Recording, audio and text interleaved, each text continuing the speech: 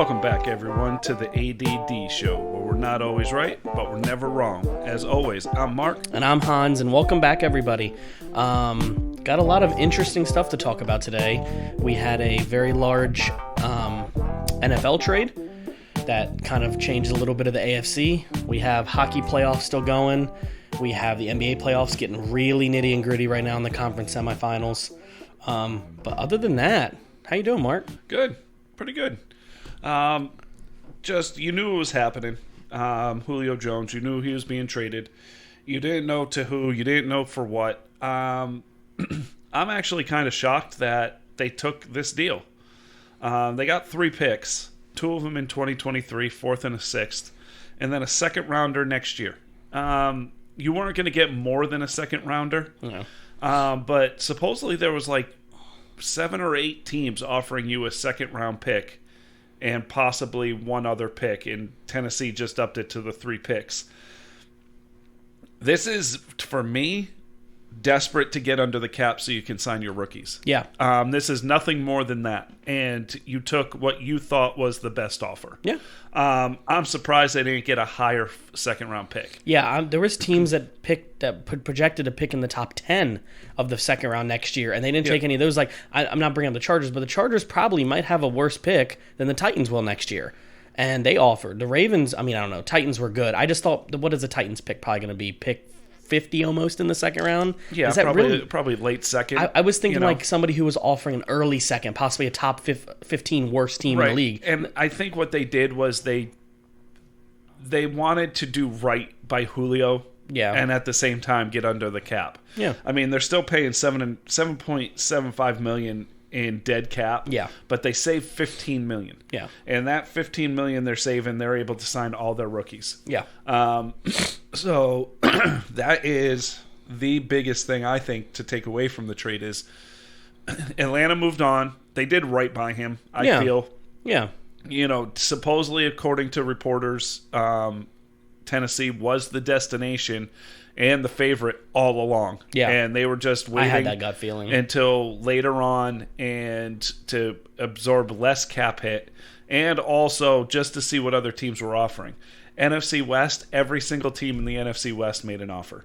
They didn't bite. I don't think they wanted to trade him in the NFC at all. I think you're right on that too. But in my opinion, and I don't think this is a hot take at all. I think this elevates Tennessee to the second best team in the AFC. I agree. Now, who's the first best team? Kansas City, okay, because I think this puts them really close. I'd almost say tied because of the defense problems. Tennessee still has a defensive problem, but Bills are right there too. But I would say 2 to 3 right there. They went up from the 4th or 5th best team in the AFC right up there to possibly being in the championship game next year in the AFC. Yes. But I would say the Bills on offense is probably almost just as good, if not, a little worse, right? But Bills have a better defense.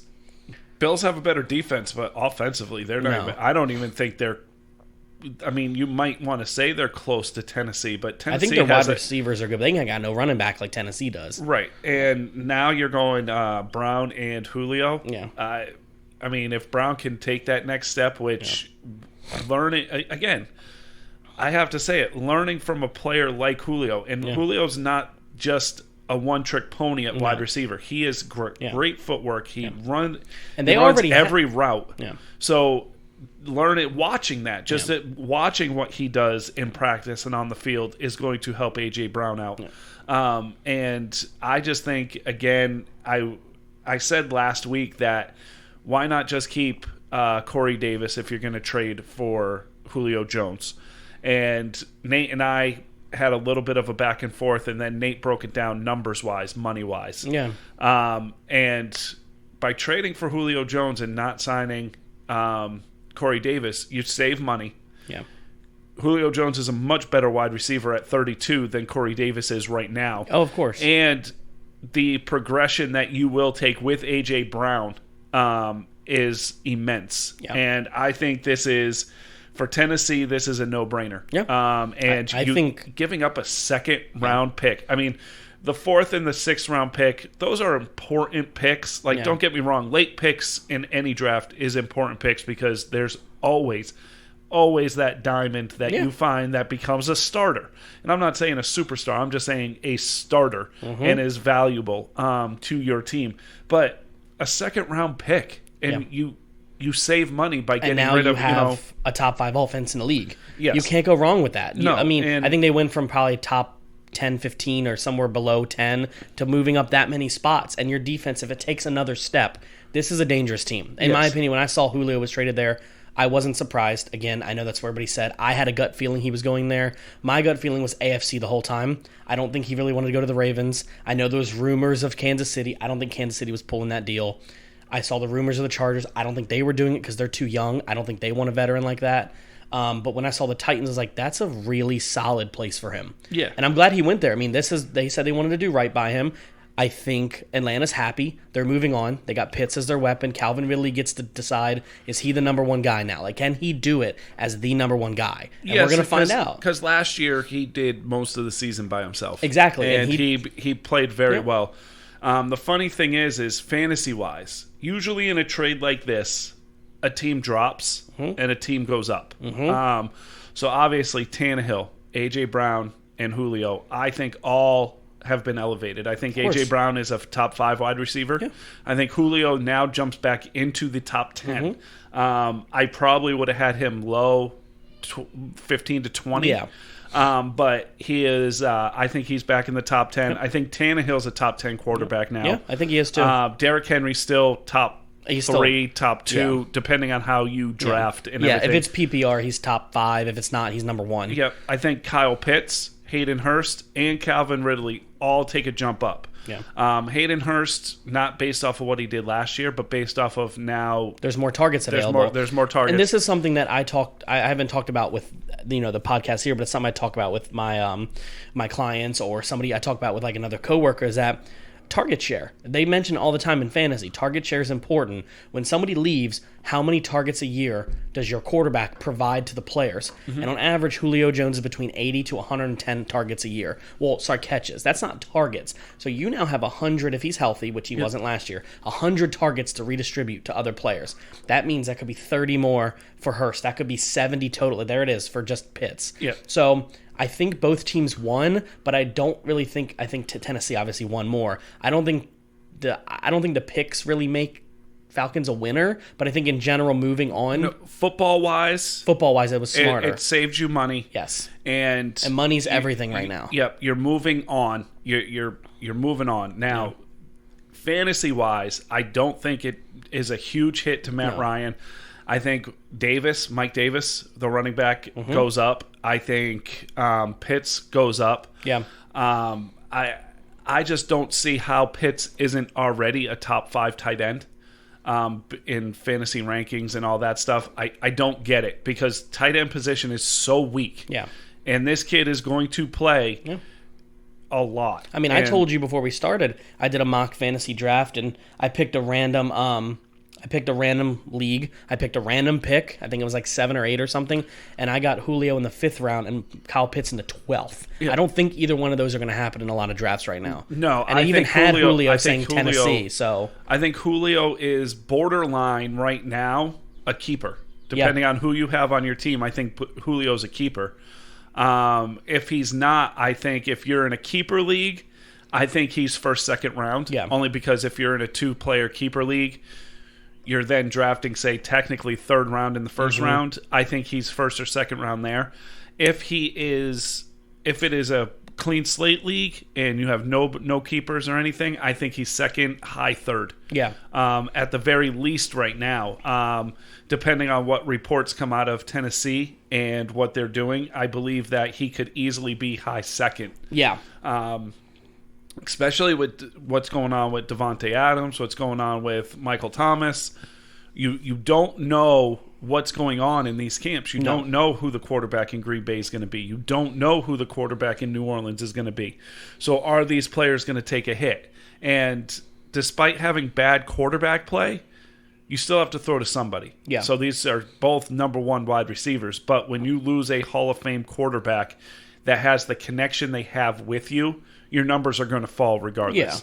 Yeah. So I could see Julio easily jumping into the top 10, but wide receivers so deep Yeah, this is a super deep class. The wide receivers I was getting in late rounds were nuts. Even if I took a defense in the 15th round for fun, and I still got a number 2 wide receiver in the 17th, I was like, whoa, how did this even happen? So obviously most people are auto pick by that point when you play around with it. But you see there's so much wide receiver depth where it's most teams have 2 solid wide receivers, some have 3. Like Kansas City, teams like that, they have so many. And I think it's interesting to see Julio go to Tennessee because it's going to elevate him. But at the same time, I don't also see him putting up Atlanta numbers. I don't see him putting up 1,000-yard seasons possibly because there's more mouths to feed. Now, what I mean by that is Julio and Matt Ryan were special. And I think people expecting the Julio number 1 overall player is a little bit of a stretch at his age right now. I think he's coming in being a solid. Is he going to play the number 1 or is he going to play the number 2? Because I still think there's a chance A.J. Brown gets more yards than he does. Yeah, I could see him getting more yards, but I could see both of them getting 1,000. 1,000, yeah, but you see 1,400, 1,500 yards out of Julio. I don't see that.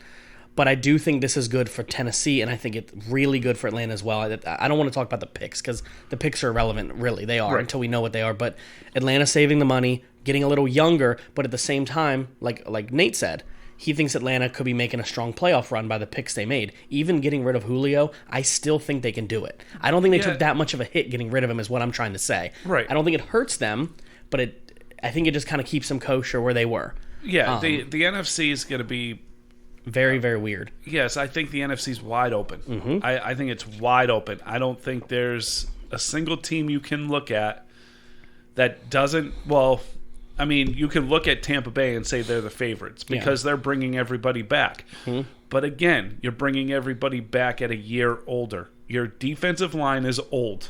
Yeah. And yes, I understand Tom Brady's old too, but sooner or later, in defense and everything, that cliff happens. Yeah. And it's going to be interesting to see if they can hold it together, stay healthy.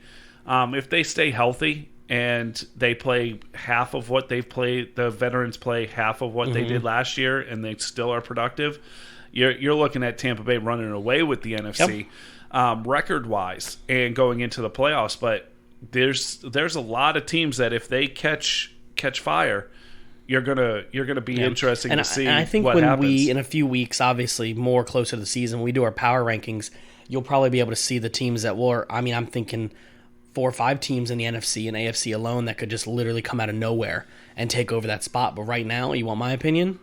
I could see Tampa Bay winning 13 games. I could see almost every other NFC team not even winning 10. But I could see almost all of them winning over 10 at the same time. There isn't that. Just for me, people are like, oh, the Green Bay Packers, 13-win team.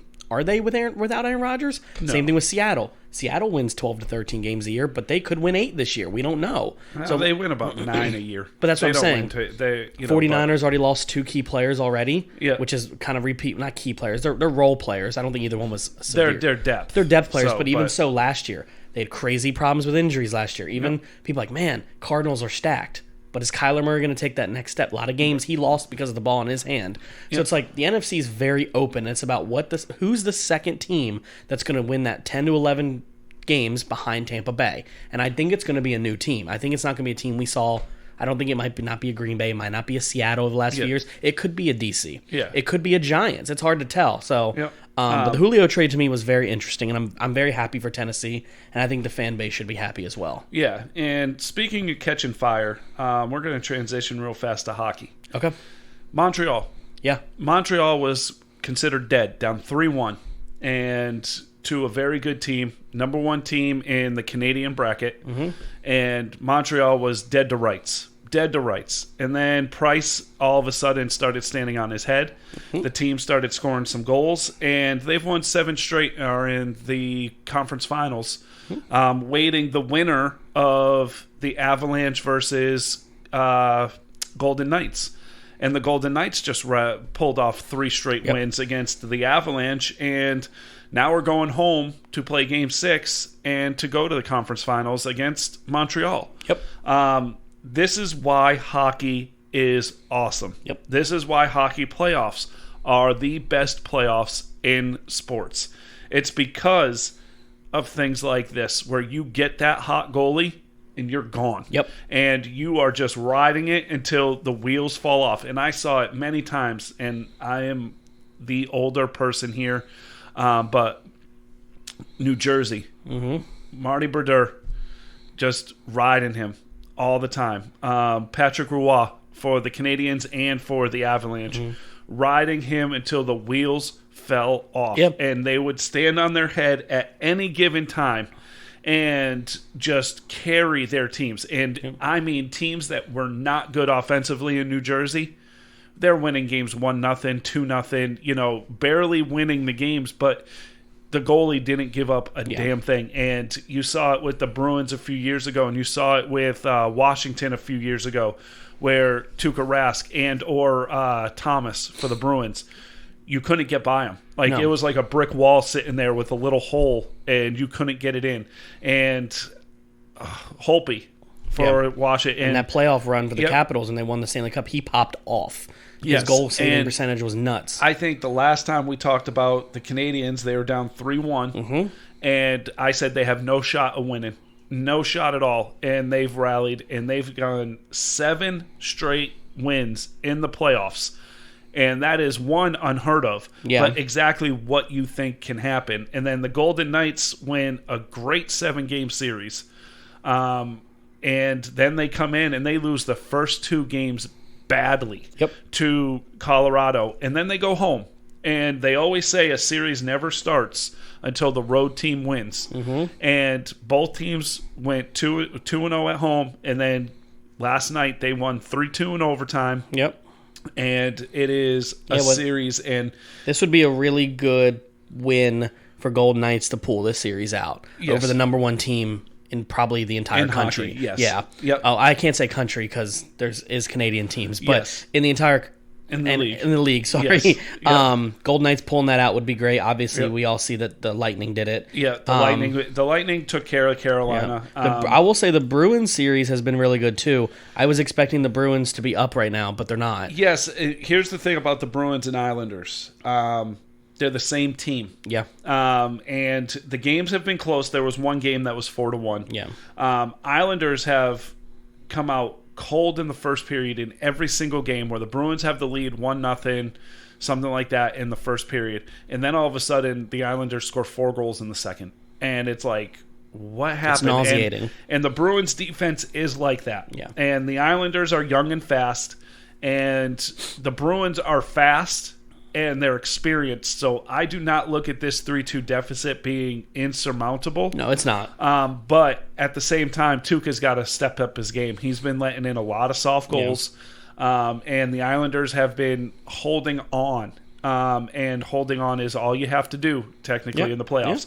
I don't think either team has a chance against Tampa Bay. I don't either. But at the same time, I would say the same thing about the Canadiens versus either team, Avalanche or Golden Knights. I would say they don't have a chance either, but at the same time, any team can catch fire. Exactly. And that's the difference of playoffs hockey. The worst thing that is happening right now is the Canadiens have so much time off. They're going to have almost a week and a half off, depending on how this series is going. So it is just, this is why hockey is, in my opinion, the best. Because you can have the worst team in the playoffs make that run and just be everything that is needed to make it exciting and to make that run. Where if you look at the NBA, and we can transition because we talked about all the teams, but the NBA, the top teams are winning, and everybody can say, oh, well, the Lakers are out. Lakers were the 7th seed. Yeah, exactly. They weren't the number 1 seed. And you have these teams now that are there, and somebody asked me at work the other day, they said, do you think it's bad for basketball that, say, the Clippers and or the Lakers don't make the finals? And I said, no. I said, I think this year it's bad for basketball, but next year it makes it much better for basketball. Because you're paying attention to players that you know, but you don't know.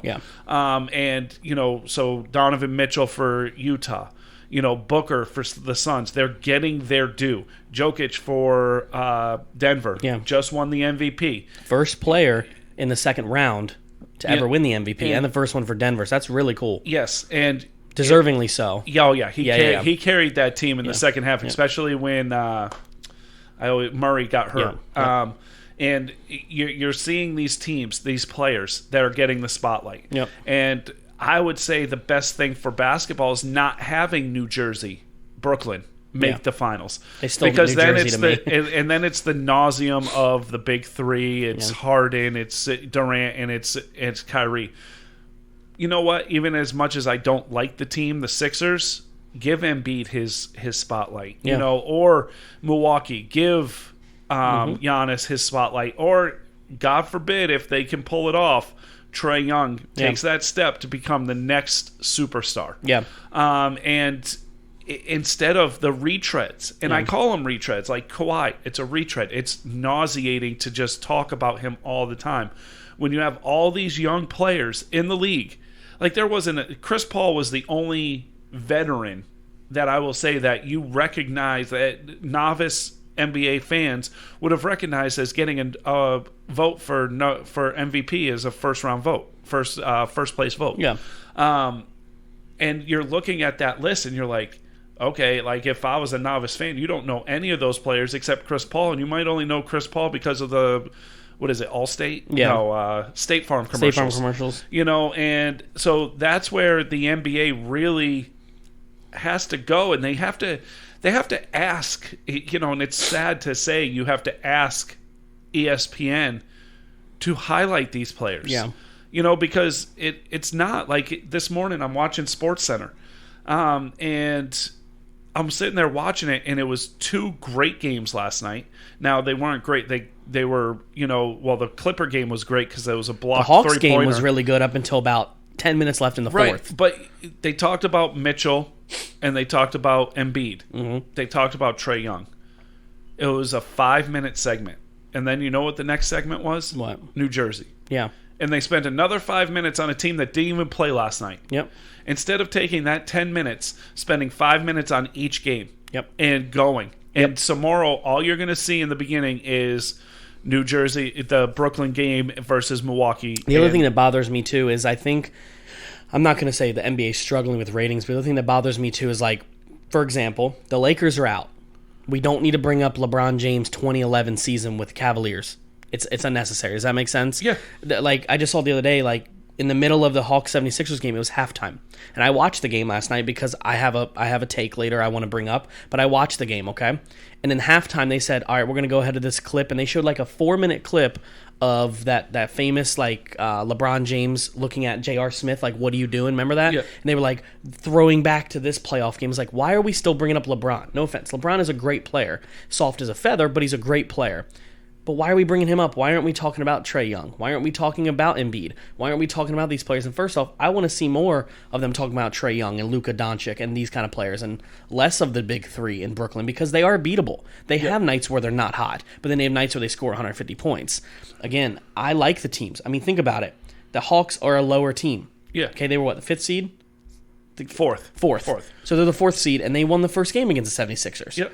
And yeah, they lost last night, but it was 85-85 with like 10 minutes left in the fourth. And then the 76ers popped off. Yeah. But again, they're holding their own. Some of these, a couple of these series kind of reminds me of hockey a little bit, where you expect more blowouts. But honestly, the Clippers and Jazz was only a 3-point game. Yeah. A lot of these games are really close right now, and it's still hard to pick a favorite out of any of the teams right now because they're all playing really good. Yeah, and the reason why people, you know, again, they're going to pick the Clippers and they're going to pick because they know the players on Brooklyn, the teams. because they know the players on the teams and they know the history of these players. Durant and Kyrie, when they've come to this point, they've taken over and they've gotten teams to the finals or made it to the finals.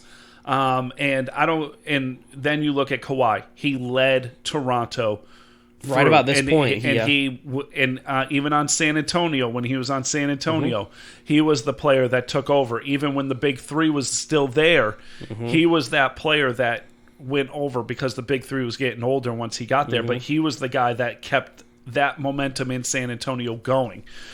So yeah, you're going to talk about these guys, but we got to give these kids some credit. And you know, I don't think enough is being talked about Trae Young. I don't think enough is being talked about Luka. And for those novice fans, Luka Doncic for the Mavericks. Yeah. But I I think, and we've talked ad nauseum, to be completely honest with you, and it has been ad nauseum about the problem with the NBA. Yeah. And they're holding on too much to the past. Yeah. Because they don't know how to. They don't know how to do anything. Because you don't talk.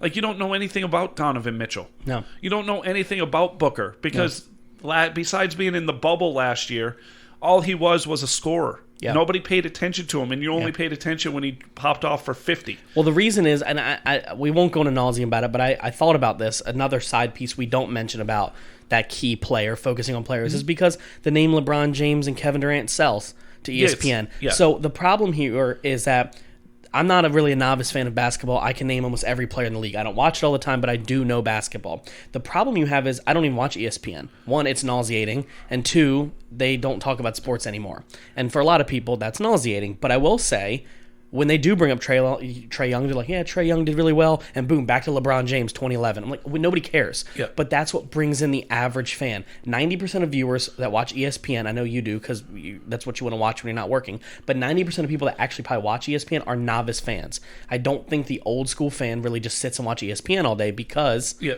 I'd say you might be part of that 10%, but an average like, oh, ESPN, let me check the stats. Well, it's just on to be on. Exactly. It's more background noise. You walk in and out type thing. And it's like all they've been talking about for months now, like Get Up. Yeah. I love Get Up. I love Get Up's that show. great. But all they've been talking about lately is Aaron Rodgers. Yeah, it's and annoying. What's Aaron Rodgers going to do? What's Aaron Rodgers going to do? You know what I would be doing if I was the NFL and if I'm the NFL Network, and I can't wait till the NFL Network comes to Hulu. Yeah. I don't do cable. I do Hulu. Yeah, that's me too. But that'd be great for the Thursday night football games. Right, but I want to see what they're talking about. Yeah. Are they talking about these young players? Like, for me, that's what's exciting. And we talked about it a little bit last week where I said Chandler and I had the discussion where, in fantasy at least, you need to know these young players because the transition is happening where the older players are still going to pop off a few games a week, but they're not going to be as consistent as they were, where now it's the young players. So I want to hear about Herbert, how he looks his second year progressing with a new coach. Yeah. I want to hear about Baker Mayfield and how he's looking. Can he take second year with his new coach? Yeah. Right. And, Josh Allen. And yes, unfortunately, I do want to hear, I hear about him all the time because all I listen to is 105.7 The Fan. But I want to hear, how does the offensive line look in Kansas City? Yeah. Herbert, Burrow. How does Burrow look, throwing to these guys? The sad part is, I agree with you. My problem is I learn more information, and I'll tag Nate, call him out. I learn more information about teams I don't watch from Nate. Nate provides me more information in the group, other guys in the group, than ESPN even provides you. Sorry, it's anonymous source. Anonymous sources. Yes. We won't say his name here. But the thing is like, as much as I don't really care for DC, they're a rival of mine, I want to know what their defense looks like. Yeah. I like when he says something as simple as they all brought a chalkboard and did this first day of school thing. Fun. It's funny. Right. I want to know these stories, but ESPN doesn't talk about it. Maybe the NFL Network goes to every team every few minutes. Right. I like that. I want to know, and I think the novice fan wants to know too. I don't want to hear about Aaron Rodgers. I don't want to hear about Tom Brady, and I don't care about I don't care about Patrick Mahomes going tuna fishing. I don't care. Right, and the thing is, nobody does. Yeah, Tom Brady's healthy. His knee was bothering him last year. Okay, move on. Great, move on. Joe Burrow's coming off a torn ACL. Talk about Joe Burrow. He was a number one pick. Yep. Talk about, and I'll bring up Dallas today. I know we gave you crap for always bringing it, but how does Dak look on that ankle? Yep. Where are these key injured players happening? I don't care that Aaron Rodgers is in Hawaii with his fiance. Yeah, it doesn't matter. I don't care that Tom Brady looks good in OTAs. Yeah. I'm the kind of person where I want to see Joe Burrow. I want like Stefania Bell type people who is licensed in physical therapy to bring up, like she does in fantasy for the 06-0-0, bring up like Dak, bring up Burrow, bring up these people that were injured last year and say this is how they're progressing. Yep. But the only time you hear that is from Dallas reporters. So they can be biased. I don't always like to listen to my team's reporters because they're biased. And that's the thing. Like I will watch. I follow 7 different Bengal. Yeah. But a couple different podcasts. All the reporters, and they all say Burrow looks good. Yep. They all say the mobility's good. Burrow says he's 85% to almost 90%. They say the connection with Chase Young is not Chase Young. Jamar Chase. Jamar Chase. Is phenomenal in that the rapport with, Mixon looks good, blah, blah, blah, blah, blah. Okay, what else are these reported? Exactly. I know that, Green Bay reporters are saying Jordan Love looks like trash in OTAs. Yeah. Like, how is this kid not progressing? But that's one of my things with the NFL Network, is that what they did last year, and I don't watch a lot of it, but when I did last year, through my phone, it did like Sal Palantonio, I think he does Eagles. Mike Fisher does Dallas. I can't think of many others, but they all have their own team. And it's like 5 minutes. Sal Palantonio's like, so the Eagles today did this. Yeah. And rookie, or Jalen Hurts looks good. Rookie wide receiver looks great. And then we're going to Dallas. And then they talk about Dallas rookies and go through all 32 teams. So we can learn these storylines, because I want to hear how Jamar Chase is doing. I want to hear how rookie running back Chuba Hubbard's doing behind CMC. Why don't we hear about it? Right. And that's what bothers me, is I get a lot of ESPN and other places, what they talk about is they talk about for the average novice fan. They want to get you the high-ranking player, the player that you have on your wall next to that Lamborghini poster from 1999. That's what they want to talk about. But I would rather them talk about players you don't know about. Right. But that doesn't do well for ratings on anything, whether it's the news, whether it's sports. Talking about non-popular topics never works. But for experience, when you have that headline and it says Rodgers, blah, blah, blah, or all the players are backing Rodgers, you're not technically telling the story. You're just getting people thinking they're going to watch the first 10 minutes of SportsCenter and hear a bunch of players popping off on Green Bay about how Rodgers isn't there. No, what they're saying is he's my quarterback. Mm-hmm. When he's here, he's, I got his back. He does what he has to do, and, I hope he comes back and we're able to play. Yeah, of course. And if you listen to them all and you keep the soundbite going, while he's not here, I'm backing this guy, and, we're helping making him better. And it's so you're selling the 5 minutes of people tuning in and stuff, but over and over and over again, it's like, okay, like I watched Get Up and I got excited because they said Burrow, says he's 85%, and they talked. It was literally 2 minutes of Burrow, and then boom, Aaron, look at this picture of Aaron Rodgers in Hawaii. Who cares? Like, most people don't. And so like it is, just one of those things. I know it sells, but at the same time, if you want to build what you're doing and you want to keep these people keep tuning in, teach them. Yeah. That's what ESPN used to do. Yeah. Like, and I can tell you, when I was in high school and ESPN was, still young. I mean, they were only 15 years old when I was in high school. Yeah. Every morning I'd sit there and I would learn something new about some team that was playing out west. Yeah. And that was important for me because, one, I'm a Lakers fan. But two, you learn about these teams that, the baseball teams that are playing out west. You're watching these highlights, and they didn't just show you the home run or the strikeout. They showed you highlights of the game, stolen bases, doubles, and all this stuff. And they showed you the highlights, and then they broke it down a little bit, and then they showed you the box score at the end. And you just sat there. You saw who won, who lost, who had a good game, 4 for 5 or whatever, or who went off for 20 points. And you learned about all these players, and you learned about all these teams. Now it's just a quick highlight. Yep. Boom, they won. This player went for 20 and blah, blah, blah. And then they move on. And it's like, no, they're not spending that time anymore. Like, SportsCenter isn't about the highlights anymore. It's about... or like the stats. It's about just basic highlights. The ESPN now sometimes is mostly just The Bachelor for sports guys. It's more just hype. It's almost like, I want to say like the WWE is, right? It's just entertainment. ESPN is obviously entertainment is what it starts with, but nobody's entertained. That's the problem. It's the flashy headline, whereas I want to hear them talk ad nauseum for 4 or 5 minutes about the Panthers. I'm not a Panthers fan, but I'd like to know from reporters of Panthers instead of me having to get my information from anonymous sources, Nate, or I have to follow these pages like Nate does. Like, I follow 12 Dallas pages, and what they say on ESPN is not what the locals in Dallas are saying on the Dallas podcast. And I'm like, yes, I have to be a fan, but it's sad that I have to go to the internet to find out what I want to see when the number one newscaster for sports should be able to talk about that in an hour of NFL Live. In that hour, they should be able to go to all 32 teams, a 2 or 3 minute soundbite of how the injured players are doing, how the rookies are looking, and how the coach comes on for 30 seconds. Like, we're looking good, we're ready for fall camp. They just signed a huge deal with the NHL. Yes. Just signed a huge deal with the NHL. I think it's starting either next year or the year after. And they're not even showing any NHL playoff highlights. No.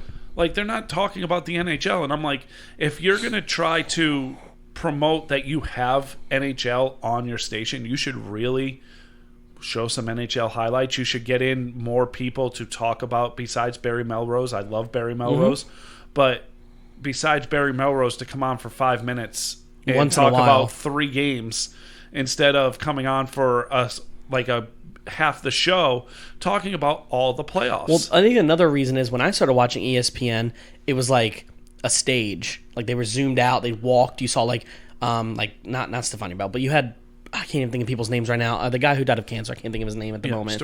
Stuart Scott, thank you. People like him talking almost the whole day. Every hour, it was like coast to coast. And then it was out west. Then it was Chicago ESPN. Then it was Orlando ESPN. Now, every hour and a half, it's a different woke show. That's all it is. Yeah. And the shows only talk about what the fan base likes that watch those shows, right? That's why Get Up is okay, but that's why other shows are just nauseatingly, they give you a headache. Yeah. Whereas I almost just kind of want the 2 people in the booth every hour just talking ESPN with the cool commercials where like Henrik Lundqvist comes through, like, you know, those old commercials, like the Swedish Chef one. And like I missed, like, that's the ESPN I grew up with. Right. And ESPN now is just like, what can we sell the mass that makes them watch? And I understand it's best for business, but what's best for business turns away people who really love sports. Right. I know you watch ESPN and you sit there and you sip your coffee and you scroll, right? Like, but you don't just go, oh, my show's on ESPN. Like, nobody does it anymore. No. I used to wake up in the morning, have an hour before school and go, I got to watch ESPN. Got to watch it in the morning. I want to know what happened to the Lakers last night. I want to know what happened to these teams last night. Yeah.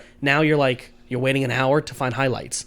All they're talking about is LeBron James has a LeBron James 29 shoe and he dunked over Bugs Bunny. I watch the movie when it comes out. I don't care. That's not sports related. I probably won't watch the movie. I mean, I watched the first one. You got to give the second one a chance. I watched the first one, but I think I've only seen the first one once. I've only seen it once. It was like, they're not good movies. I'm gonna be honest. I'm gonna come real here. This is like my like quarter take. They're bad movies. I will say, my mom, shout out mom. She has Disney Plus, and she watched the new movie Raya. Yeah. She says it's phenomenal. Okay, so last night my mom came over, and my mom literally, first thing she said when we walked in the door, have you watched that Raya movie yet? I was like, no, like, we got the puppy and Xander, right? And, like, we haven't had an hour just to sit down to ourselves since the puppy. And my mom was like, you got to watch it. I was like, really? She's like, I cried, and then I got over it, and I was good. I was a big girl, and then I cried again. And I was like, Mom, all right. She's like, it's like just another one of those Disney women are awesome movies. And I was like, well, I like those movies. They're great. They have great stories. She's like, I bawled like a little baby. I was like, all right, I got to watch it now then. My mom's like, I don't know if Xander will get it. I go, Mom, Xander doesn't get any of the movies. No. He just likes to watch it, you know. Yeah.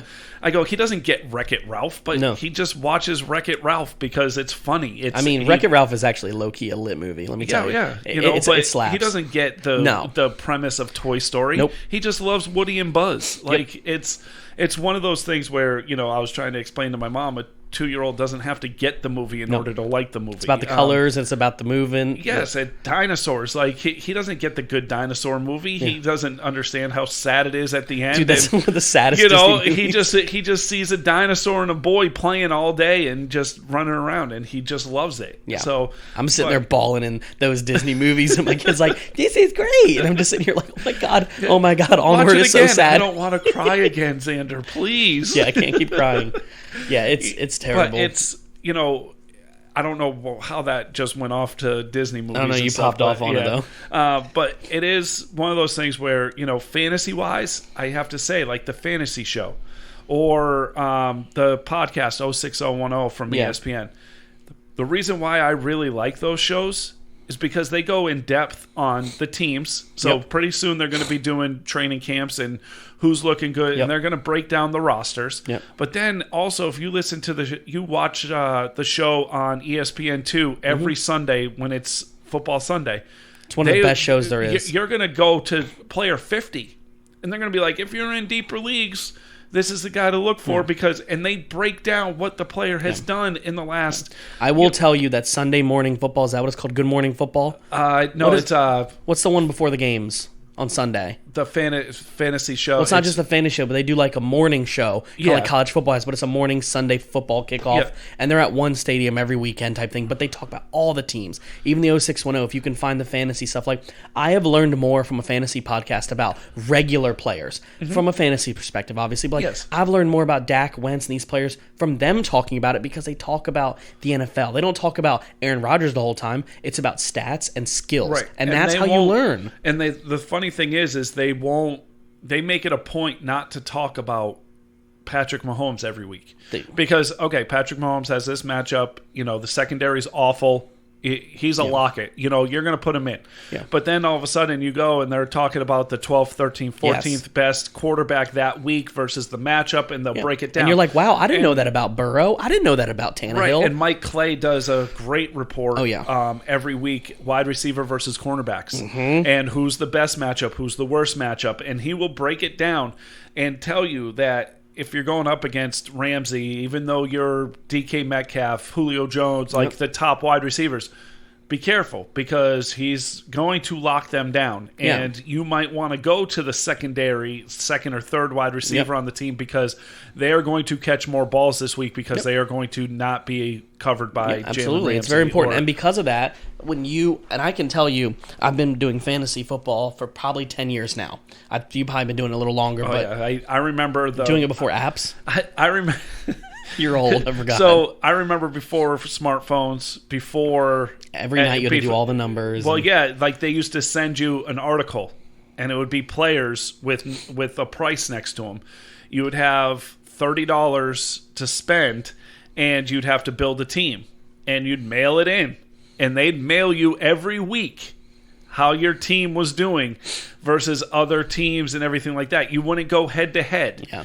Okay, and that's how I got into fantasy. It was like this thing. It was like $2 to do the whole year, and every week they'd send you how your team's doing and how the breakdown is, and do you want to play this player this week because your player's hurt type thing. Yeah, and it was so much fun. And then all of a sudden it progressed to the head-to-head matchups. It progressed to talking became a trash guys' against, weekend, right? You and your friend are in the same league now, and you're talking smack, and then it turned into, hey, we're creating our own league. And every weekend you all get together on Monday night, you do all the stats from the weekend, and you see who's in first. And, now it is where you can have, like our leagues, where the main league that we're in, the League of Extraordinary Gentlemen, we are You always all say over gentlemen, it's legends. Legends, yeah, gentlemen. No, you say gentlemen. We're definitely not gentlemen, but... No. Where we're all spread out. We're all spread out around Maryland, and I believe Danny just moved to Washington, so we're in the DMV area now. Yeah. But Danny was out in Florida, and we're able to talk smack every single week. We're in the group chat together, and we're able to talk smack. We had a family league. We decided to start a bigger league, to try something new and to change the rules around. Player, and go crazy with it. It's fun, and it's and I remember when I first started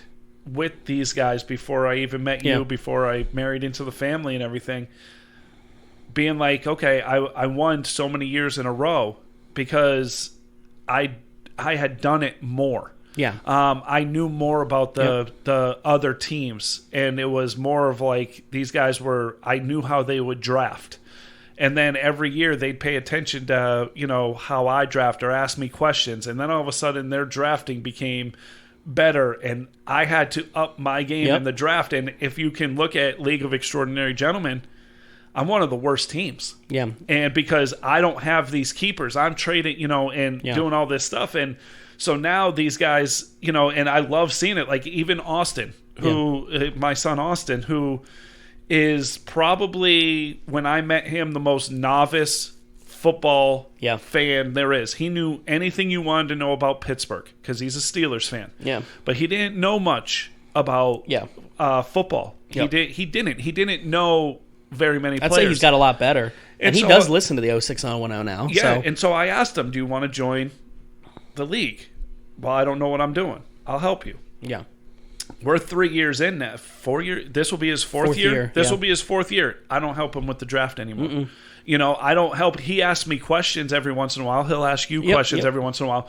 But he's drafting his own team, and he's higher up in the League of Extraordinary Gentlemen than I am. Yep. I was, like I said, I had my family league that I brought you into. That was, I've had it for years, just a simple 8-team league. Now it's 10. Yep. But I won it for like 6 straight years because I was the only one listening to Sports Media Podcast, 0610. And then I brought you in. And then I brought Austin in. And then I brought Nathan is now in the league. And Chandler's in the league. So now it's like almost a copycat of the Extraordinary Legends League, but it's my league, essentially. Yeah. It's me and you as admins in it. And since then, I've added better people. And remember, it was like my cousin who never watched football. I just need an 8th person. There's people I work with. And like, I'll just set a team and never remember. Now I'm like, I'm killing this league. And I was like, oh, wait, now I'm bringing in actual sports people, my friends that are smart. And now I'm like, I'm finishing 2nd and 3rd going, damn, I was right there. And I'm like, wait, I have really smart people in my group now, which makes it so much more competitive that every week someone sets a lineup. It's very important to me that even if you're in last place, you set a lineup and you still try. Well, yeah, that's why we have the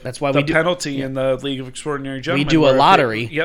And I do believe, I hope Nate, Logan, and Justin are going to listen this week. I know they usually do. Yeah. But I do believe there's a penalty for Justin this year. There is. And I can't remember what the penalty is. He did get a little mad, but he did. But then he came around and said, "You guys are right. We have this in there." And it was screenshotted like 2 years ago that tanking is a penalty. Yes, and he tanked the last few weeks. And so I don't think he just didn't set his lineup. That's what it was. Yes, and so it was one of those things, and. But just to make it competitive, just to keep everybody invested. So he finished last, and you would get the most names in the hat, because we do a lottery. Yeah, but I think he lost a pick.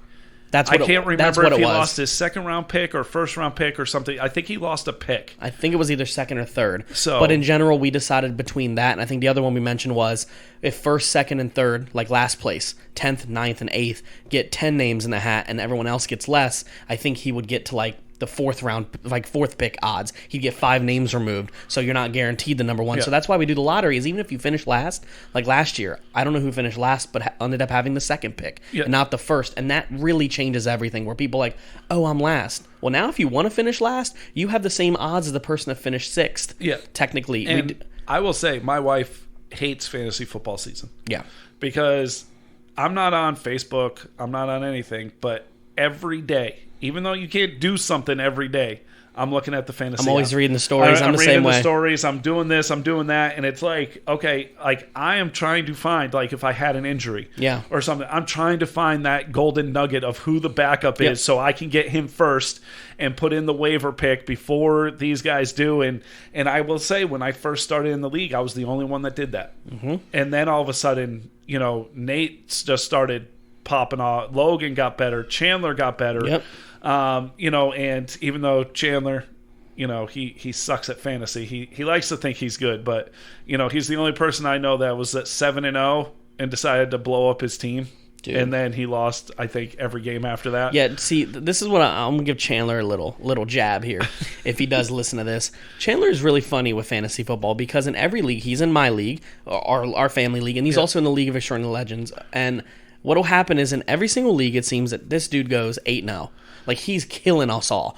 8-0, 7-1, 5-2, whatever it is. And then at some point he says, guys, I lost a game. My whole team's for trade. Yeah. I was like, bro, you have Patrick Mahomes, Kamara, Stephon Diggs, Julio. His team is stacked.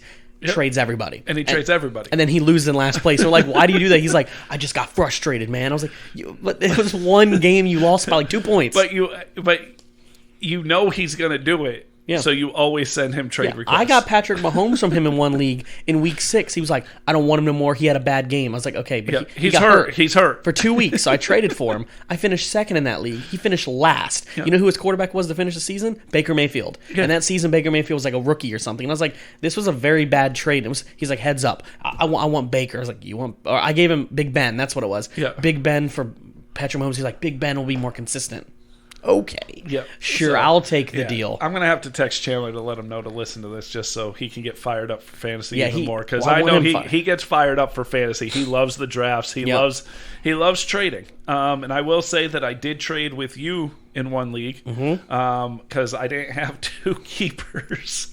Did I give you Mixon? Yeah, I got Mixon for a 3rd-round pick. Yeah, you gave me your 3rd. Yep, and Nate had offered me Swift. And I think I gave you like my 8th or 12th or something with it, because we have to even out the trades. And Nate offered me Swift for my 2nd, and I would get his 5th. And then Logan wanted me to do a 1st-round pick for Aaron Jones. Yeah. And then he backed it off to a 2nd-round pick, and I'd get like a 7th-round pick for Aaron Jones. I just felt, Mixon was the better value 3rd-round pick. And to me, that's where I see Mixon's value at, is a 3rd-round pick. I didn't need him, But we don't At even all. know where we're drafting yet in that Exactly. league, and we're trading picks already. Like Yeah. it's, and every once in a while in the group chat, somebody will be like, "Hey, remember, my team's available." Like Nate said the other day, like when the Julio trade happened, he goes, "I still got Julio." He goes, "But the whole team's still up for grabs." Yeah. Yep. And it's like, okay, Yeah, so because you're I look at my looking team with 4 keepers, and I was like, I can only keep 2. So I traded you Mixon, and I still have another player. I'm like, do I keep this player? Like I think I have Waller, Kelsey, and like Zeke. And I was like, I can't keep all 3 of these, but you got to keep a top running back. Yeah, you and have so, to. And that's where it's important for the bottom teams. Like I'm in the bottom, hopefully going to get a top 5 pick. And I'm looking at it and I'm going, okay, Christian has 4 keepers, or Logan, for example, has 4 keepers. Aaron Jones is one. So like we're going to drop one. You're going to be dropping these players, so I'm not going to give up a first round pick for one of player these you players could probably get that I could get at number 3 if I actually get lucky to pick there, or 4, and I'm not going to so like in the years past, hell yeah, I traded a bunch of players, and I remember one year I traded a bunch because I had a bunch of keepers. I traded a bunch, and I had like 3 first round picks, or 2 first round picks, 3 second round picks, and it was ridiculous. Yeah. And I finished near the bottom because everybody I picked all of a sudden didn't have a good year. That was me last year's. I had 2 seconds, 2 thirds, and 2 fifths last year, I think, in the League of Legends. I traded away all my keepers except for the 2 I had. I had so many players that I got in the later rounds that ended up being keepers for other teams. Like I think I got Mixon like the 7th and had him for like 2 years.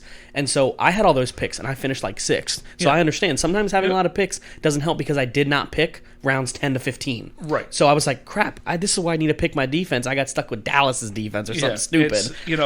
But it's so much fun. I did talk to one of the guys that's in our league, and I told him, late August we're going to be having the draft, and he's like, I'm ready. And we were talking, and he had a hot take that he thinks Tebow is going to be a relevant tight end in fantasy this year. Wow. And I said, okay, so you're not just saying Tebow's going to make the team.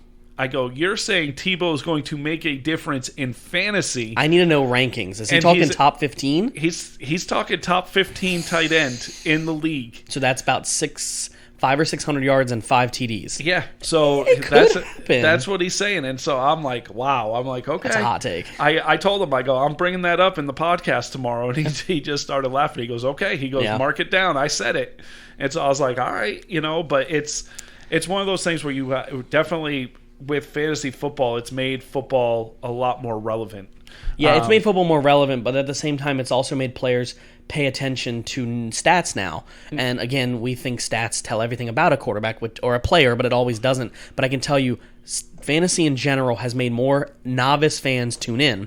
Even people I work with, like the girls I work with. I'm not here going to say girls don't watch football. But in general, a lot of the girls I work with at my workplace doesn't watch. But all of them are in an all-girls league up front, and all their friends, like there's like 10 of them in a girls league. And I'm not sure how that league's going. I'm sure they take Tom Brady in the first round. But in general, it's like you're getting novice fans interested to watch a couple games. Right. And for me, I'd only watched Dallas for the last 10 years. Till the last about 4 years, I started saying, I'm going to watch every game that's on live TV that I can get. Right. And I'm going to watch fantasy. So when DC's playing the Eagles, I'm watching Chargers on my phone or Raiders on my phone. And then I'm trying to bring up my laptop and watch another game because I want to get as much as I can. Yeah. And I think fantasy did that because years for fantasy, I'd only make my team Dallas because that's what I wanted to do. And then I'm like, I'm gonna go after Tom Brady, or I'm gonna go after an Eagles player. And I was like, I started learning more about football in general because of fantasy. Fantasy for me is where I got my football kick from, because now you have to pay attention to more than just 5 players. Right. You have to start digging deep. When I first did fantasy football, I'd get to the 10th round and go, why does it matter? Okay, that's literally the most important rounds of the draft, because if any of your starters get healthy, who's your backup? Right. So I'd be playing and taking my kicker. I'm like, get Justin Tucker in the 10th? Hell yeah. And then I was like, oh, wait, like literally there was Julio Jones there. No, I'm going to use an example. Right. And I didn't pay attention to that. And now that I really pay attention every week, I read the stories, I read the 0610, I listen to them, starting to learn. You good? Yeah, I'm good. Having a stroke? No, I'm about to sneeze. No, not again. I'm trying to hold it like I set you up last week. So we're going to transition here. We had a lot of excitement, not excitement, but a lot of feedback on our hot clock. So I know you're fired up about yours this week, so I'm going to let you go first. I have 2. It's now time for the new segment, not so new. the hot clock. So what do we got going this week, Christian? So I have two, and I couldn't not use them both. So I'm sorry. They're both short, but I'm gonna start with my smaller one. Okay. I want to come clean to the fan base. Okay. I think I was wrong about Trae Young. I'm gonna be honest. Okay. I wrote it down here. Because he played at Oklahoma, a media-created rival of my team, West Virginia. We're not actually traditional rivals. I thought he was just another Steph Curry. I was like, you're going to score buckets. You're not going to do anything. He's became a leader of the team. Reminds me of Luka at times. He can shoot the ball. He assists very well. He passes the ball very well. He's averaging, in his career, 25 points a game and 9 assists. That's really good numbers for somebody who's in his third season. So I just want to say he's a good leader, and I'm jumping on his bandwagon. Right. So my real hot clock, here it is. I got a bone to pick with LeBron James. I hope yours isn't the same one, but I'm going off. He may be one of the most dominant players in the league, but this dude is softer than a pillow. For 15 years, he's been dominant, and I got a problem with him being a little baby about everything. It's added up week after week after week. He gets a baby about something in the world that hurts his feelings, then he does something with NBA that hurts his feelings. Somebody breathes on him. A ref says, hey, man, you have a fourth foul. I don't got fouls. You've got fouls. He's just arguing with people. Rest in peace, Kobe. But I never saw Kobe do that. I never saw Jordan do that. Yes, you lost your first round ever. I get that. But game has to respect game. And I finally lost a lot of respect for LeBron James walking off the court with 7 minutes left. That was a low blow. I've never seen that before. I'm very disappointed because I love watching LeBron James, but because of something like that, you made a lot of fans mad. Nobody cares about what he feels about the world and how he talks about his social life. That's okay. You're allowed to do that. You're going to make fans mad when you bring up anything with the world. That's okay. But when you walk off the court because you're a baby, that does not look good. And again, he's a great player, but I'm going to say it, he's being a little bitch. All right. And he's got to stop. Okay. I want you to look up late 90s, late 80s, early 2000s, early 90s, early 90s, before when the Bulls finally made their run. The Pistons were the team to beat, and the Bulls never could get past the Pistons. And the Bulls finally were winning, and they were winning the series, and they were the clinching game. They were blowing the Pistons out.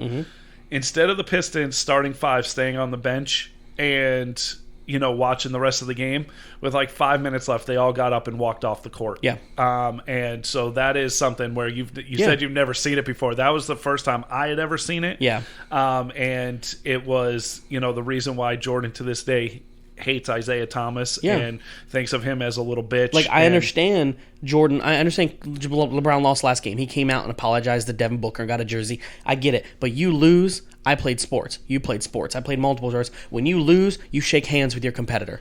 I was wrestling in states and got my butt kicked badly. And I stood up and said, that was a fantastic match. Thank you. And I walked off. I shook his hand. Still follow the guy on Facebook to this day. He wrestles in college now. The dude's a stud. You respect when you lose. He still be in college? No. Well, he was. I'm sorry. Okay. It's been a few years. But in general, just don't be a bitch. That's all I'm asking. Yeah. If you want to lead by example, you need to be a leader. Okay. That's all it is. So I want to know yours. All right. So mine, I'm going to bring one up. I didn't really have anything that made me mad this week. And, surprising.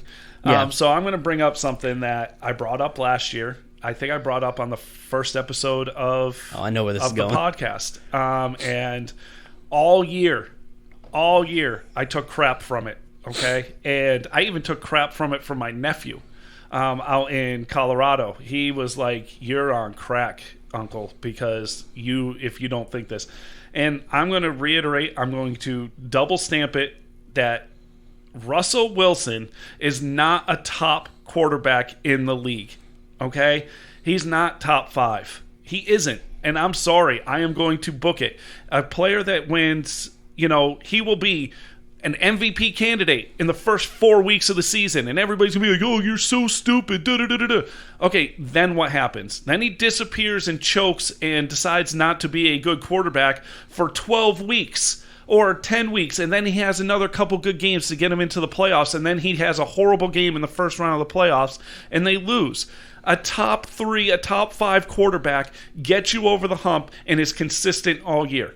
Russell Wilson will lose you fantasy games. Russell Wilson will lose you regular season games because he has those moments. Let Russ cook. Let Russ cook. What happened when you let Russ cook? He lost. You were a mediocre team Yep. that was barely 500, and you make the playoffs and you lose in the first round. You know, when Russ was relevant, when they had good running game and they actually played all the positions. You will not win by letting Russ cook. Yeah.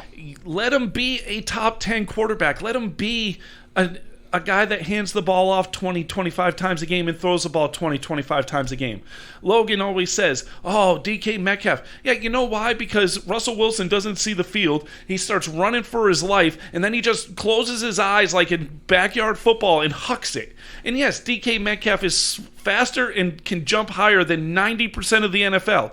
You want to know something? That doesn't make you a good wide receiver, and it doesn't make you a good quarterback. It does not. Russell Wilson is the most overrated quarterback in the NFL. Period. End of story. He's not top 3. He's not top 5. He is going to lose you games, and he is past his prime, and he's done.